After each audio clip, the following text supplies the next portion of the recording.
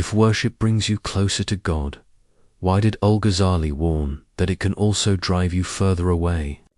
This paradox lies at the heart of his moral and spiritual philosophy.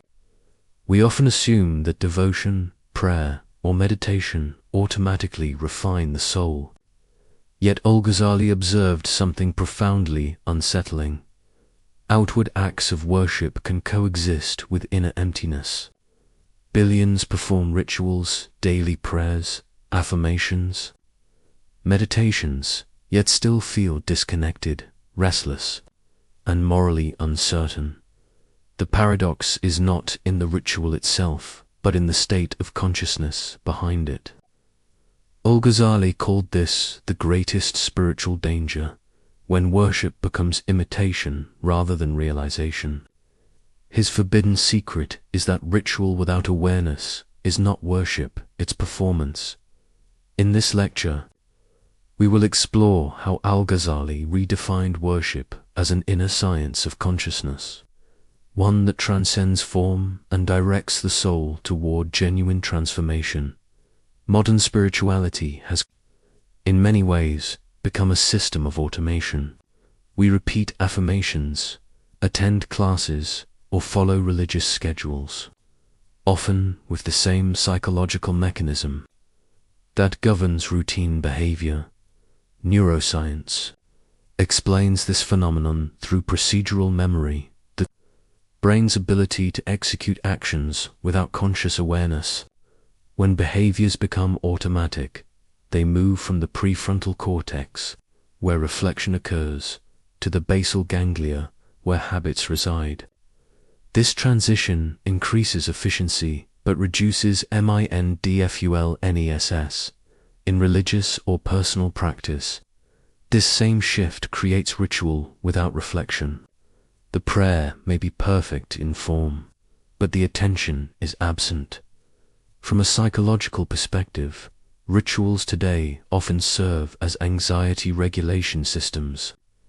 Meditation becomes a stress reliever, prayer becomes guilt management, fasting becomes detox, each focused on emotional comfort, not moral awakening. Al-Ghazali saw this pattern centuries ago. He warned that when ritual serves the self's comfort, it strengthens the ego rather than dissolving it. The body may bow, but the self remains untouched. The question then arises, what, for Al-Ghazali, makes worship real? Al-Ghazali, born in 1058 CE in Persia, remains one of the most influential thinkers in Islamic and philosophical thought. Trained as a jurist, theologian, and philosopher, he achieved fame early, yet suffered a profound existential crisis. Despite mastering theology and logic, he found himself spiritually barren. His intellect was sharp, but his heart was restless. This led him to withdraw from public life, seeking direct experiential knowledge of truth. In his monumental work, Ulam al-Din, The Revival of the Religious Sciences, he articulated a psychology of the soul that remains startlingly modern. He concluded that knowledge and ritual, if disconnected from inner transformation, breed hypocrisy. His goal was not to abolish ritual, but to reveal its essence. Isn't the excellence of inner consciousness? For Al, true worship meant awareness, the fusion of intellect, emotion, and will in alignment with the divine, to understand how this awareness unfolds. He mapped the 4 layers of ritual consciousness. Al-Ghazali described worship as a spectrum, from imitation to illumination, each layer corresponding to a distinct psychological state. First, mechanical ritual. This is worship performed by habit or social pressure. One prays, fasts, or meditates because it is expected. In modern cognitive terms, this is automatic processing, behavior driven by social conditioning, not inner reflection. It maintains conformity but produces little growth. Second, motivated ritual. Here, the individual performs devotion for reward, divine favor, social respect, emotional comfort. Psychologically, this is extrinsic motivation. The self remains the center of gravity. The ritual is transactional, not transformative. Third, reflective ritual. At this stage, the intellect awakens. The person begins to understand why they worship. This aligns with metacognition in cognitive science, awareness of one's own thinking. Reflection deepens the experience, but the self is still present as the observer. Fourth, transcendent ritual. This is the summit of awareness action, performed purely for God, free from Modern neuroscience associates this state with flow or non-dual awareness, when the boundary between subject and object dissolves, and attention merges fully with action. For Al-Ghazali, this final state is the essence of worship. The forbidden secret is that rituals are only vessels. Awareness is the content that gives them meaning. In Idsha, Al-Ghazali wrote, "Every act is valued by its intention." He regarded intention nija, not as a declaration, but as a direction of consciousness. Modern psychology supports this view. Research on cognitive priming shows that unconscious goals shape perception and emotional response before conscious thought occurs. The brain continuously aligns attention with whatever purpose is most salient. Two people may perform the same prayer or act of charity. One seeks recognition, the other seeks purification. The external act is identical. The internal reality entirely different. Neuroscience offers a parallel through the default mode network, the brain region responsible for self-referential thinking. When active, the DMN sustains egoic narratives. Rituals performed under this network's dominance reinforce identity rather than dissolve it. Al-Ghazali's insight anticipates this. Intention redirects attention from self-consciousness to God-consciousness. When the motive is pure, egoic loops deactivate, and the act becomes a mirror of awareness rather than an echo of self. Intention, therefore, is the hinge between the mechanical and the transcendent dot. Al-Ghazali's path integrates three forces: knowledge, sincerity, and action. Each sustains the other. Knowledge without sincerity becomes poison. It feeds arrogance and intellectual pride. Action without knowledge becomes a flurry of movement without direction. Sincerity, for Al-Ghazali, means the absence of ulterior motive, doing what is true simply because it is true. In psychological language, this reflects self-determination theory, the idea that autonomy, competence, and purpose predict genuine well-being.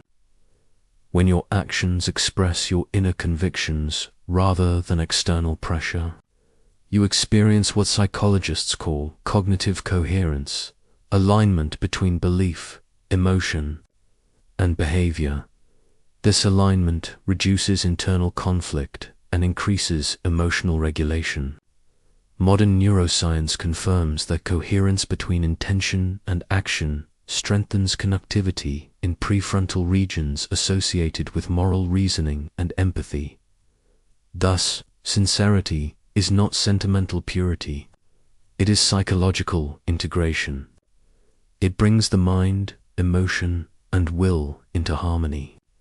Yet Al-Ghazali warned that even sincerity can become a subtle trap. The ego's final disguise, Al-Ghazali taught, is virtue itself. When one begins to feel morally superior because of piety, the self secretly returns under a new name. In modern behavioral psychology, this is known as moral licensing. After performing a good deed, people unconsciously permit themselves moral lapses elsewhere. The self finds safety in virtue, converting spirituality into identity. For instance, someone who donates generously may feel justified in subtle arrogance, or one who prays regularly may judge others who do not. The paradox is that one believes they are closer to God while simultaneously constructing a new wall of self-importance. Research on ego persistence shows that even self-transcendent experiences can be co-opted by narrative identity. The mind turns every insight into another story about me. Al-Ghazali's warning is thus deeply psychological. The self can use even humility to survive.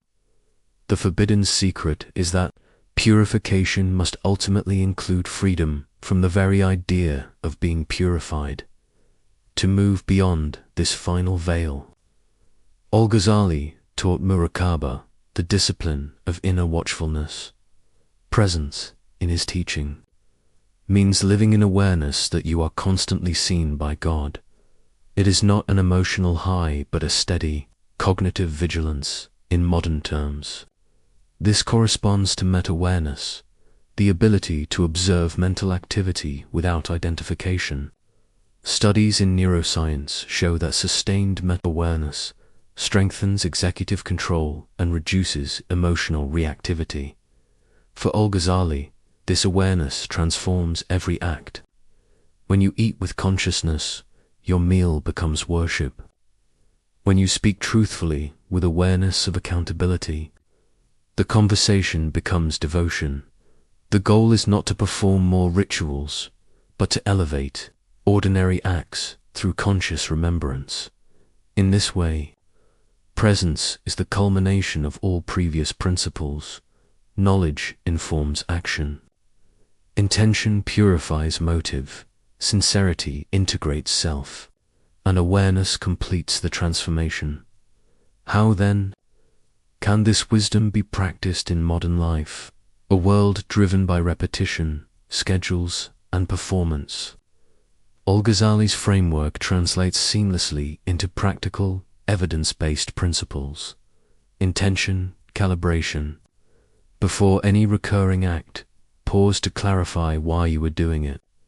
Neuroscience shows that goal-directed awareness increases activity in the prefrontal cortex, improving focus and emotional regulation. Define your why before you act. Mindful engagement. During routine activities, observe internal states. In psychology, this process is called meta-attention, attention monitoring itself. It prevents the mind from falling into automaticity. Studies on cognitive reappraisal show that awareness of one's emotional responses changes the brain's reaction patterns in real time. Moral self-audit. Regular self-examination, Al-Ghazali, aligns with modern reflective journaling and self-assessment therapies.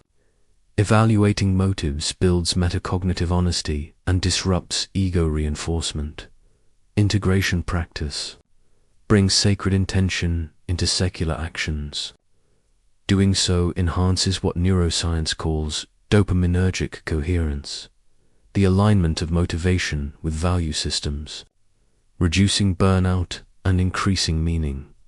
In essence, Al-Ghazali's system turns every domain of life into worship, not through repetition, but through awareness. In the modern world, where efficiency often replaces reflection, this model restores depth.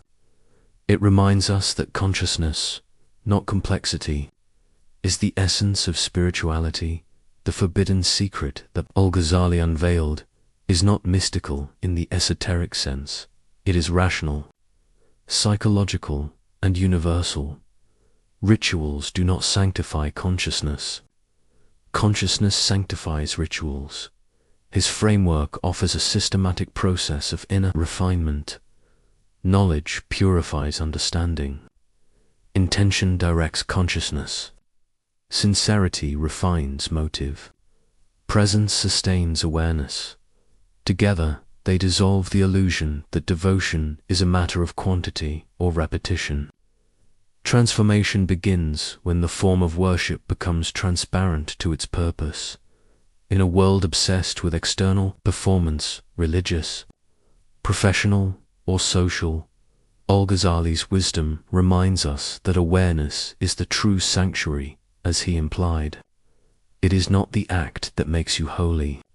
It is the awareness with which you act.